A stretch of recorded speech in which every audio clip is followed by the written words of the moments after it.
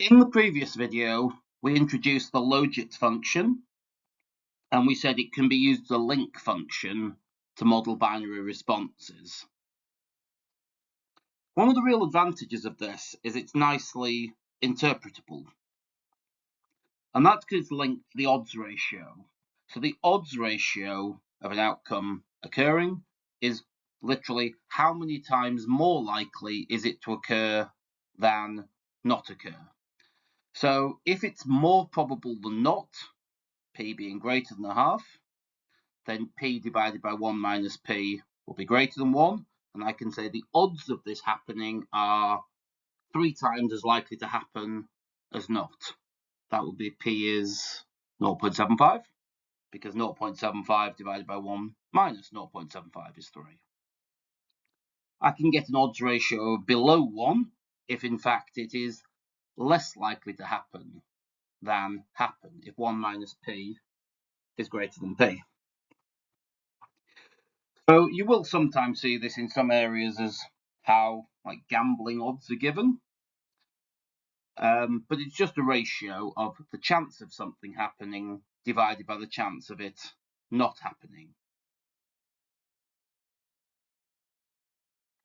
And we do have what we sometimes call even odds, odds of 1, which is where something is equally likely to happen as not. So that occurs when p is 0.5 or 50%.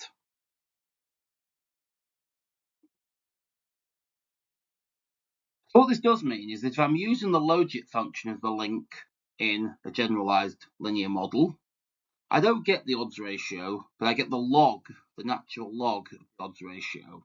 What this does mean is if I've got this simple linear model, this yi explained by alpha plus beta xi, then I'm fitting that to effectively to the log odds ratio.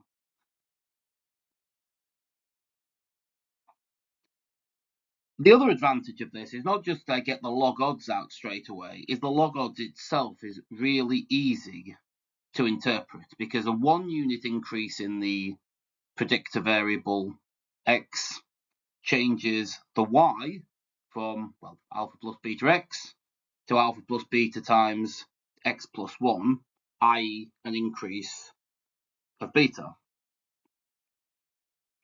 So it does mean that a unit increase in the x predictor adds beta to my log odds, and hence multiplies the odds by a factor of e to the beta. So if there's no slope, there's no trend associated with x, beta is 0, and I'm multiplying hence by e to the 0 is 1, I'm not changing the odds. If beta is positive, then I'm multiplying for a unit increase in x, I'm multiplying the odds by e to the beta, which will be greater than 1, and if beta is negative, I'll be multiplying by e to the beta, where beta is negative, so multiplying by something less than 1, so making it less probable. So that's all a nice interpretable parameterization.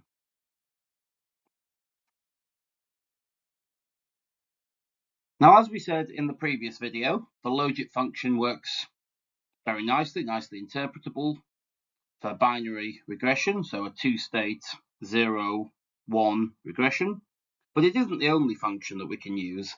In fact, any function that can take inputs between minus infinity and infinity and only return values between 0 and 1 could be used.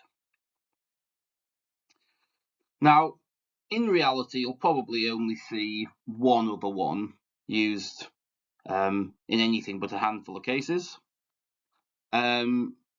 And that is the Probit function. And the Probit function is just based on a standard normal variable.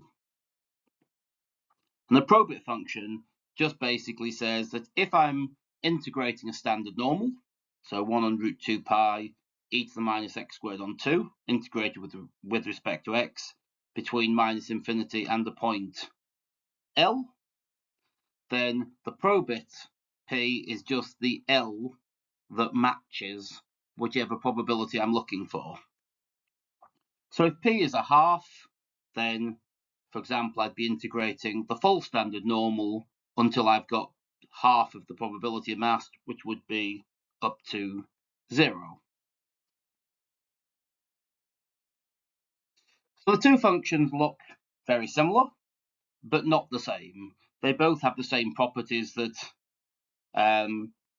they tend off asymptotically to 1 at one end, they tend off asymptotically to 0 at the other. They both would assign a score of 0 to a probability of 0.5. The Logit, you can see, drops away or climbs much more sort of gently through that middle section, whereas the Probit's a bit steeper. So if two people have done a binary regression using slightly different models, slightly different link functions, they would get different predictions, but they should be very, very similar.